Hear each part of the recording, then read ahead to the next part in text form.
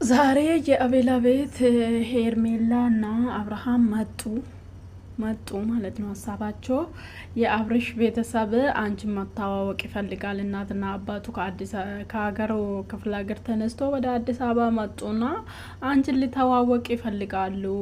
ሀሳቡ እንደዛ ነው። ሄርሜላ ደግሞ ለአብርሃም ፍቅር አላት። እውነት ቤተሰብ እንተዋወቅ ካለ ደግሞ በጣም ነው ደስ ምላት ማለት ነው። ግን ደንግጣለች። እንዴት ማለት እነሱ እያደረጉ ያሉ ያው እናትና አባት ወጥቶ አልናገሩም እንጂ ከዙራ አብርሃም ዙራ ያሉ ቤተሰቦች ወንድሙ ብቻ ነው እንትን አለ እንጂ ይሄቱን ብዙም እንደዚህ እየተከራከረች ነው። ምክንያቱም አብርሃም እና ሩታ አብረው መሆን አለባቸው ነው የምትለው። ምክንያቱም ልጅ አላባት ማደግ የለበትም። ይሄ ትልቅ ጠባሳ ነው። ምክንያቱም ነገ ልጁ ሌላ አባት ውስጥ አድጎ ይሄ ትልቅ ጠባሳ ነው። አብርሃምም አሁን ላይ መስሎ ይችላል። ነገ ተነጎዳ ግን ልጁን ሌላ አባት ውስጥ ሲያገኘው ወይ ልጁ ሲካፋ ምን ስለው፣ ምክንያቱም አባት ማሳደግ አይችልም በፍጹም እናት ነው ማሳደግ የምትችለው፣ እሷ ማሰጥም። ስለዚህ በዛ ጊዜ ነው ሁሉም ነገር ምከባ እራሱ ደግሞ አሁን አብርሃም ማለት ነው እንደዚህ መሆን ይፈልጋል እንጂ እውነቴን ነው የምላችሁ እንኳን ቤተሰብ ለማስተዋወቅ ራሱ ፍቃደኛ እየሆነ አይመስለኝም። ምክንያቱም ልቡ ሁለት ልብ ነው፣ ተንጠልጥሎ ነው አለ፣ አልወሰነም አብርሃም ማለት ነው። ወደዳችሁም ጠላችሁም ውሳኔ ላይ አልደረሰም።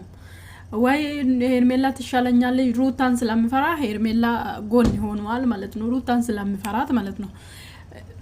ታዋርደኛለች ድጋሜ እንደመጀመሪያ ባዶ ታስቀረኛለች ምናምን ብሎ አስቦ ነው እንጂ አብርሃም ከምር ከሩታም አይወጣም። ፍቅር ደግሞ በአንዴ ሊወጣ አይችልም።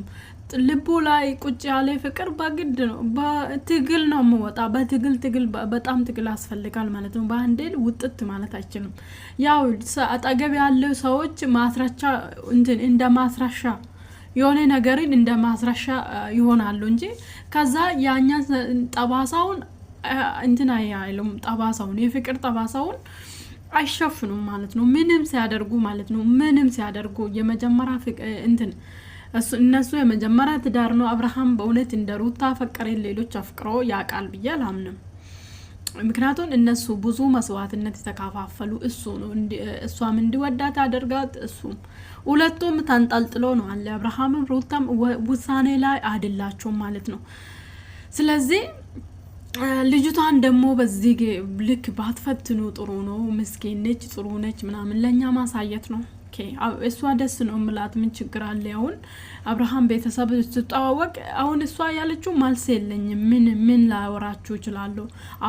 መጥቶ የሚጠይቁት ለምንድን ነው ትዳር መሀል ገብተሽ ሊሆን ይችላል። ለሱ ምን መልስ አላት እቺ ልጅ? እውነት ነው ያስፈራት ያደረገችውም ያስፈራታል። ምክንያቱም ትክክለኛ ቦታ ላይ አይደለችም ሄርሜላ ቁጭ ያለችው ወይ የመጣችው። አሁን ብትመጣ ሄርሜላ ከአብርሃም እና ሩታ ሰማና ቢቀዱ ብትመጣ በጣም ማለት ነው በጣም ጥሩ ነበር።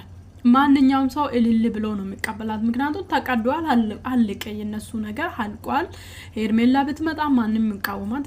መጀመሪያ ሄርሜላ ግን ትዳር ላይ ስለተደረበች ማንንም ሰው ቤተሰብም ቢሆን ደስተኛ ሆኖ አይቀበሉም። በቃ ወደፊት እንኳን እነሱ ወደፊትም ራሱ አብርሃም እና ሄርሜላ ቢጋቡ ደስተኛ ሆነው አይደለም የሚቀበሉት። ምክንያቱም ትክክለኛ ሴት አይደለችም። ሲቀጥል ደግሞ ሄርሜላውን እኔ ግራ ይገባኛል። ሄርሜላ ማለት ነው ሄርሜላ የሆነ የወሰበችው ነገር አለ የሚመስለኝ። ምክንያቱም አንድ ሰው እንደፈለገ ሌላ ሰው ጋር ሆኖ እናንተ ጋር ሲመጣ ፍቅር ካላችሁ እንዴት ነው የምትቀበሉ? ያኛ ሰው እንዴት ነው ወጥ አድርጋችሁ የምትቀበሉ? እኔ ግን አልሆንም ማለት ነው። እና ቤተሰብ ይሄን ይመስላል። ሰብስክራይብ ያደርጋችሁ አበረታቱ።